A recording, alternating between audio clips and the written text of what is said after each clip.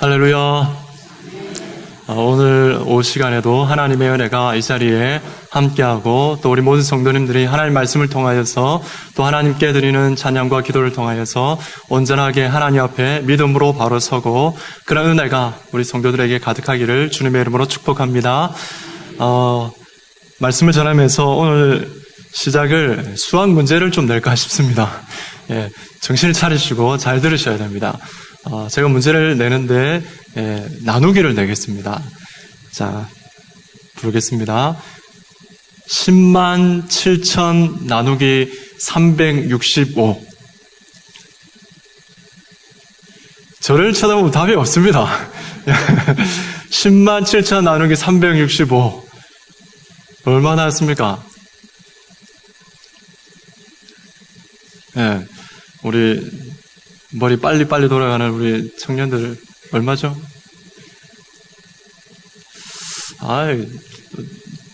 얼마입니까? 말씀하시는 것 같아요. 290, 맞습니다. 293 정도 나오죠. 약 300 정도 되는데요. 이 숫자가 뭘 의미하냐면, 굉장히 좀 안타까운 마음이긴 한데, 우리나라의 한 해 이혼율입니다. 이혼율을 말하는 건데, 작년 2016년에 우리나라에 이혼한 가정이 몇 가정이냐면 10만 7천 쌍입니다. 10만 7천 가정이 이혼을 했다고 합니다. 그러니까 365로 나왔지 않습니까? 하루에 몇 쌍이 이혼한 것입니까? 하루에 약 293쌍입니다. 약 300쌍이 이혼을 한 겁니다. 우리가 오늘 하루를 지금 살아가고 있는데 벌써 오늘 하루만 해도 지금 이 시간까지만 해도 약 200쌍 정도가 이혼을 했다라고 말씀드릴 수가 있는 것입니다. 그러니 우리나라 이혼율이 세계 몇입니까? 세계 1위가 될 수밖에 없는 것이죠. 그런데 여러분, 이 이혼율을 잘 살펴보면 요즘 들어서 이 황혼 이혼이 많이 늘어나고 있습니다. 여러분, 황혼 이혼은 나이가 많이 드셔가지고 이혼하는 것을 말하기도 하는데요. 황혼 이혼의 정식 정의는 뭐냐면 결혼한 지 20년 이상 되는 사람이 이혼할 경우 이것을 황혼 이혼이라고 합니다. 만약 결혼을 20대 초반에 했다면 40대에 만약 이혼을 하게 되면 그것도 역시 황혼 이혼이 되는 것입니다. 이 황혼 이혼이 우리나라에 몇 프로가 됐냐면 2016년에 전체의 30%라고 합니다. 굉장히 높죠. 이것은 10년 전에 비해서 약 1.6배가 이렇게 늘어난 것입니다. 그런데 여러분, 여기서 다시 한번 질문을 드리겠습니다. 그러면 10년 전에 비해서 신혼 이혼, 결혼한 지 4년이 안 되는 사람들이 이혼하는 신혼 이혼은 늘었겠습니까? 줄었겠습니까? 네? 늘었다고 생각하십니까? 그런데 신혼 이혼은 줄었습니다. 3%가 줄었습니다. 젊은 사람들은 이혼 좀 안 해야 되겠다 이렇게 생각하시는데 나이가 드신 분들은 어떻게 하냐면 결혼한 생활을 오래 하신 분들은 이제 이혼 좀 해야 되겠다 이렇게 생각하신답니다. 그래서 요즘 들어서 이제 늘어나고 있는 부분이 신조어가 있는데 졸혼이라고 하죠. 여러분 들어보셨을 것입니다. 결혼을 이제 졸업하자 이렇게 파티도 하고 이렇게 한다고 합니다. 참 우리가 이해할 수 없는 그런 부분들도 많이 있는 것 같습니다. 여러분 100세 시대를 살아가기 때문에 이런 노인에 대한, 그러니까 노년에 대한 결혼 생활에 대해서 굉장한 관심을 가지고 우리가 더욱더 연구하고 이렇게 성경적으로 가정을 바로 세워야 나가야 될 줄로 믿습니다. 여러분 이혼을 많이 하는데 이런 이혼의 원인이 뭐냐면 제일 큰 것이 성격 차이라고 합니다. 여러분 잘 아실 겁니다. 이혼하면 성격 차이 때문에 이혼합니다. 절반 이상이 절반 정도가 이혼이 하는 이유가 성격 차이고 그 다음에 한 20% 정도가 이제 경제 문제입니다. 그 다음에 문제가 되는 것은 가족 간 불화가 한 10% 정도 됩니다. 그 다음에 남녀 배우자의 부정이 한 7.6% 이렇게 됩니다. 그래서 여러분 이런 여러 가지 이혼의 요소들이 있는데 한 20년 정도 이렇게 이런 요소들 때문에 이렇게 막 부부가 옥신각신하게 이렇게 살다 보면 어떻게 됩니까? 나중에 한 10년, 20년 지나면 서로 체념하게 되지 않습니까?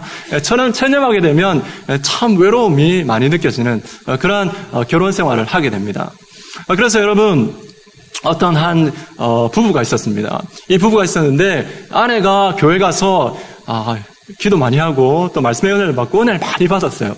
그래서 집에 돌아갔습니다. 집에 돌아갔는데 남편이 뭐라고 했었냐면 멍하니 창밖을 바라보고 있었습니다. 그 모습이 너무 애처롭고 외로워 보였습니다. 그래서 아내가 한마디 했습니다. 여보, 오늘 당신 너무 외로워 보여요. 이렇게 했다고 합니다. 그럴 때 남편이 아주 퉁명스럽게 이렇게 말했다고 합니다. 오늘만 외롭냐? 만날 외롭다.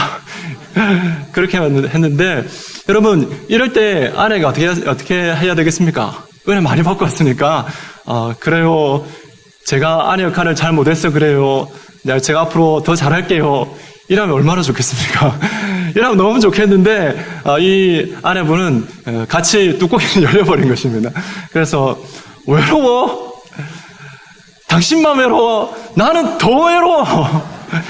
내가 어떻게 살았는데, 주제를 알아야지, 참, 이렇게 말했다고 합니다. 여러분, 이런 한 가지 이야기이긴 하지만, 오늘날 우리 사회의 모습들을 참 잘 보여주고 있는 그런 내용이 아닌가 생각합니다. 여러분, 남편들은 어떻습니까? 사회 나가서 가족들을 먹이기 위해서 얼마나 고생을 하고 있습니까? 마음의 아픔이 많이 있지만 가족들에게도 말하지 못하는 그런 아픔들이 있습니다. 그런 아버지를 위해서도 가정은 반드시 세워져야 합니다. 여러분, 아내들은 어떻습니까? 남편 뒷바라지하랴, 자녀 키우랴, 또 가정 돌보랴, 자신의 젊음을 오직 가족들을 위해서만 헌신하며 투자한 사람이 바로 아내입니다. 이런 아내를 위해서도 여러분, 가정은 반드시 세워져야 될 줄로 믿습니다. 옆에 계신 분이 보면서 우리 가정을 세웁시다 이렇게 한번 서로에게 좀 얘기해주고, 만약에 자녀들 생각하시면서 가정을 세웁시다 이렇게 또 해주면 좋겠습니다. 시작! 가정을 세웁시다. 예, 우리 찬양대인데 우리 대청부 서로 보면서 하세요, 빨리. 합니다. 자, 우리 찬양대만 하겠습니다. 시작!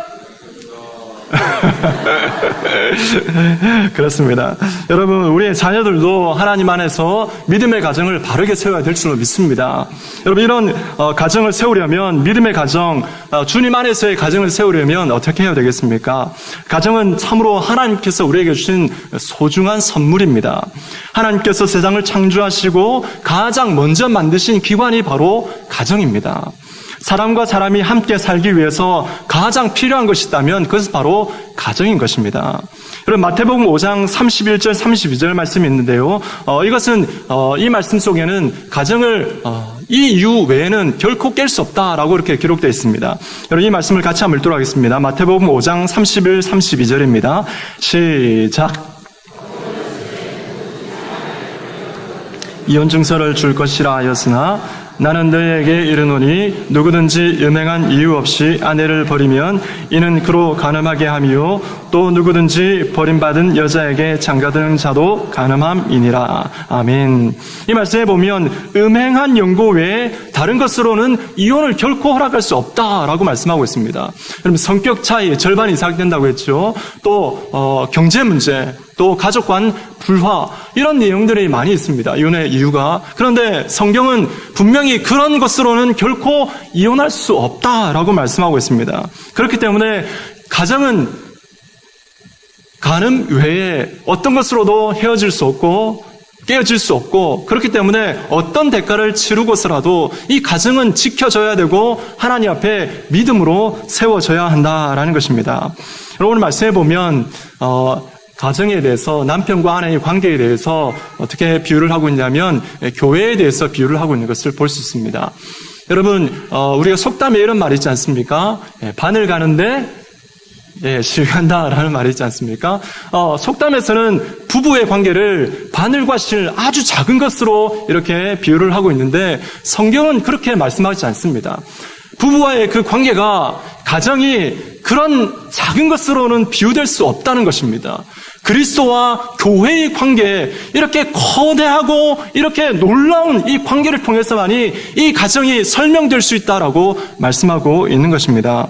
여러분, 남편과 아내의 관계가 얼마나 소중하면 그리스도와 교회의 관계를 통해서 비유하고 우리에게 가르쳐주고 있는 것이겠습니까?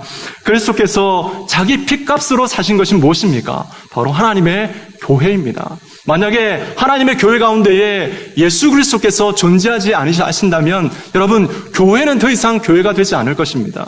그런 것처럼 가정 가운데에 예수님께서 가정 가운데 계시지 않는다면 그 가정은 더 이상 가정이 될 수 없고 그 가운데 불화만 있게 될 것입니다. 그래서 가정은 어떻게 세워져야 되겠습니까? 무엇으로 세워져야 되겠습니까? 우리 같이 한번 읽어볼까요? 읽습니다. 시작. 가정은 교회로 세워져야 합니다. 그렇습니다. 가정은 반드시 하나님의 교회로 세워져야 합니다. 가정은 다른 것으로 세워지지 않습니다. 가정은 결혼 서약만으로 세워질 수 없습니다. 가정은 사랑만으로 세워질 수 없습니다. 그리고 가정은 자녀만으로도 세워질 수 없습니다.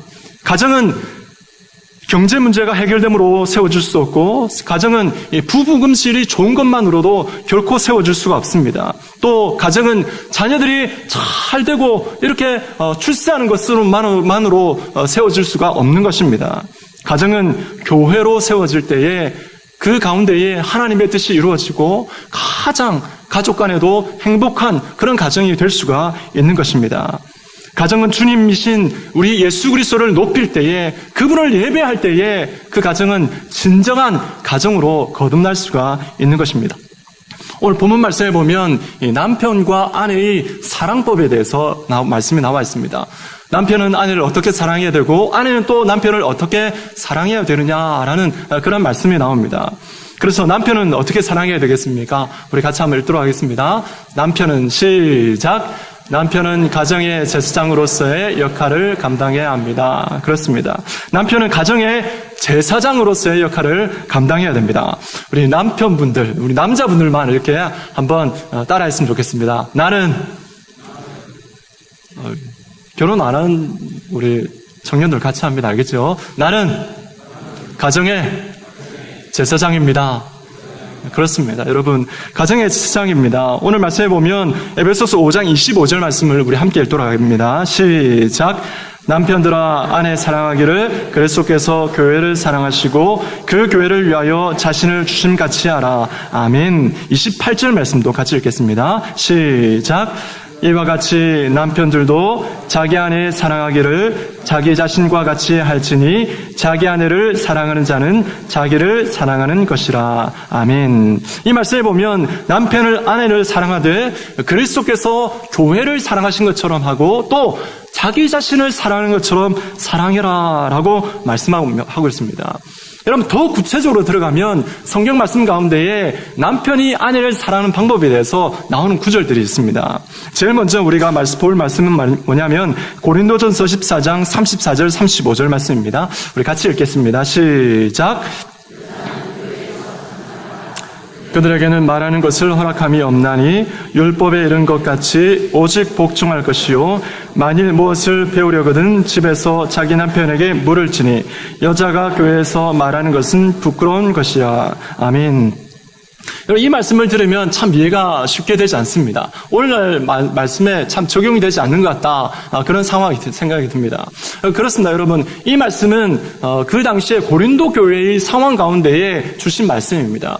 그런데 이 말씀 속에 분명히 나와 있는 것은 무엇이냐면 바로 남편은 아내를 말씀으로 잘 가르쳐야 된다라는 것입니다. 이것은 분명한 것입니다. 그래서 아내는 가정 가운데서 남편에게 하나님 말씀으로 지도와 양육을 받아야 되는 사람이 바로 아내인 것입니다. 이것이 남편이 아내를 사랑하는 첫 번째입니다. 두 번째는 뭐냐면 베드로전서 3장 7절 말씀을 같이 읽겠습니다. 베드로전서 3장 7절입니다. 시작. 너희 아내와 동거하고 그를 더 연약한 그릇으로 또 생명의 은혜를 함께 이어받을 자로 알아 귀히 여기라. 이는 너희 기도가 막히지 아니하게 하려 함이라. 아멘. 그래서 남편이 아내를 사랑하는 방법 중에 하나가 뭐냐면 아내를 더 연약한 그릇으로 알고 아껴라라는 것입니다. 우리 남자분들 이 말씀에 별로 동의하지 않는 분들이 혹 있을 수도 있습니다.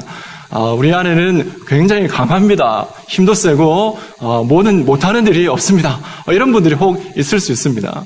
그런데 여러분, 아무리 나이가 들어가면서 여성은 남성화되어지고 또 남성은 또 여성화되어지는 그런 상황 가운데 혹 있다 할지라도 여러분, 아내는 아무리 강하다 할지라도 여러분 그 마음은 어떻습니까? 연약한 여자인 것입니다. 맞습니까, 여러분? 맞습니까? 감사합니다. 네. 아내가 아무리 강하게 보인다 할지라도 여러분, 여자는 연약한 그릇입니다. 네, 성경 말씀이 그렇게 말하고 있기 때문에 그렇습니다. 그렇기 때문에 남편의 아주 센 말, 강한 말, 하찮게 여기는 그런 말 한마디에 상처받을 수 있습니다. 남편의 그 한 작은 행동 하나가 아내를 슬프게 할 수 있습니다. 그렇기 때문에 여러분, 남편들은 아내를 대할 때에 지식을 가지고 있어야 됩니다. 여자는 어떤 존재인지, 아내는 어떤 존재인지, 이 지식이 없이는 아내를 귀히 여길 수가 없는 것입니다. 그래서 잘 배워야 됩니다. 책도 읽어봐야 되고, 서로 이야기도 많이 해봐야 됩니다. 그래서 여러분, 남편은 아내를 귀히 여기고 아껴야 하는 것입니다. 이 말을 다시 반대로 말하면 아내가 연약한 그릇이다라는 것을 다른 말로 한다면 이렇게 말할 수 있습니다. 남편의 작은 한마디에 아내는 쉽게 감동할 수 있고, 남편의 하찮은 작은 배려하는 행동 하나하나가 아내를 위로할 수 있게 되는 것입니다. 그렇기 때문에 여러분, 하나님 앞에 우리가 가정을 세울 때에 아내를 바라보면서 내 작은 행동과 말 하나를 통해서 아내를 귀히 아끼고 그 아내에게 필요한 것이 무엇인지 생각하고 채워줄 수 있는 그런 남편이 되어야 될 줄로 믿습니다. 아무도 아멘 안 하시네. 아멘! 예, 아멘. 감사합니다. 자, 세 번째는 뭐냐면요. 세 번째 아내를 사랑하는 방법이 뭐냐면, 남편들이 거룩한 손을 들고 하나님 앞에 기도해야 됩니다. 디모데전서 2장 8절 말씀을 우리 함께 읽도록 하겠습니다. 디모데전서 2장 8절입니다. 시작. 그러므로 각처에서 남자들이 분노와 다툼이 없이 거룩한 손을 들어 기도하기를 원하노라. 아멘. 이 말씀은 참으로 우리에게 도전이 되는 말씀입니다. 오늘 이 시대에 참 우리 남자들에게 도전이 되어야 할 말씀이라고 믿습니다. 왜 그러냐면 여러분, 우리 한국교회와 또 우리 교회 가운데서도 새벽기도에 많이 나오시는 분들은 남자들이 아니라 여자분들입니다. 수요 기도회 가운데 많이 나오시는 분들이 남자들이 아니라 바로 여성분들입니다.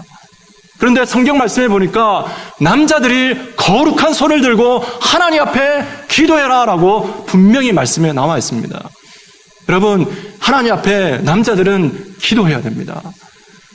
남자들은 자기의 뜻만 세울 것이 아니라, 자기의 일만 바쁠 것이 아니라, 아무리 바쁜 일상 가운데 있다 할지라도 하나님 앞에 나와서 기도하는 이 일을 소홀히 여기서는 결코 되지 않을 것입니다. 그렇기 때문에 여러분, 남편은 하나님 앞에 기도함으로 가정을 세우고, 기도함으로 아내를 사랑하고 자녀를 양육할 수가 있는 것입니다.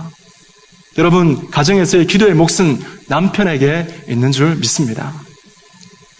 여러분, 결론적으로 여러분, 가르치고 아끼고 기도하는 것, 이것은 어떤 역할입니까? 바로 제사장의 역할입니다.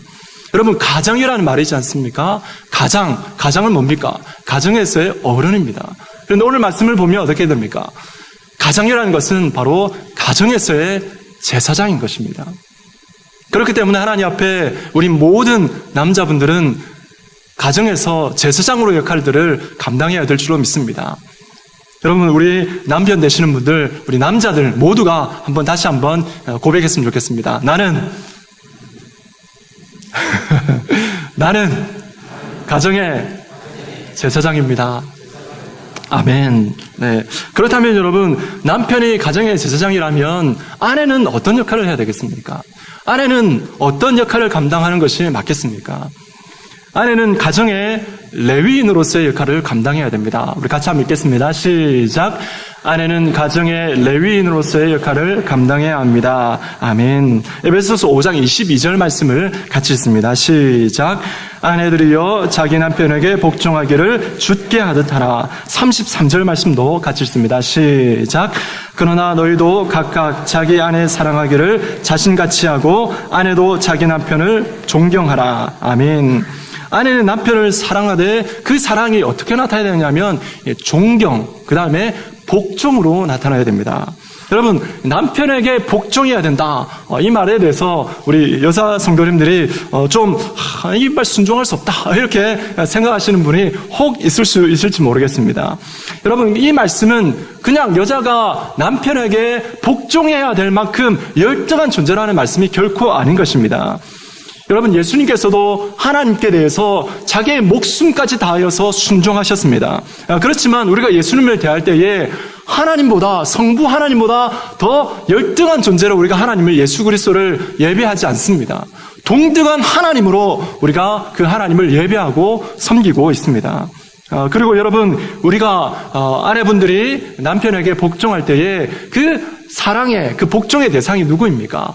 나를 가장 사랑하는 남편이지 않습니까? 그렇기 때문에 남편에 대한 아내의 사랑은, 아내의 복종은 곧 최고의 사랑이다라고 말씀드릴 수가 있는 것입니다. 여러분, 아내가 남편에게 복종해야 될 이유가 있습니다. 성경 말씀에 보면 아내가 남편에게 복종해야 될 이유들이 많이 나와 있는데, 그 첫 번째가 뭐냐면 남자가 여자보다 먼저 지음을 받았고, 또 여자는 남자에게서 나왔고 남자를 위해 창조되었기 때문에 그렇습니다. 여러분, 말씀을 보도록 하겠습니다. 고린도전서 11장 8절 9절 말씀입니다. 같이 읽습니다. 시작. 남자가 여자에게서 난 것이 아니요 여자가 남자에게서 났으며 또 남자가 여자를 위하여 지음을 받지 아니하고 여자가 남자를 위하여 지음을 받은 것이니. 아멘. 그렇습니다, 여러분. 남자가 먼저 창조되었고 그 다음에 여자는 남자에게서 나왔습니다. 그리고 남자를 위해서 창조되었다라고 말씀하고 있습니다. 두 번째 이유는 뭐냐면 여자가 먼저 죄를 지었으며 남자에게 주어 남자까지 범죄하게 했기 때문에 그렇습니다. 하와가 선악과를 따먹고 그 선악과를 남편에게 주어서 남편도 이렇게 범죄하게 했습니다.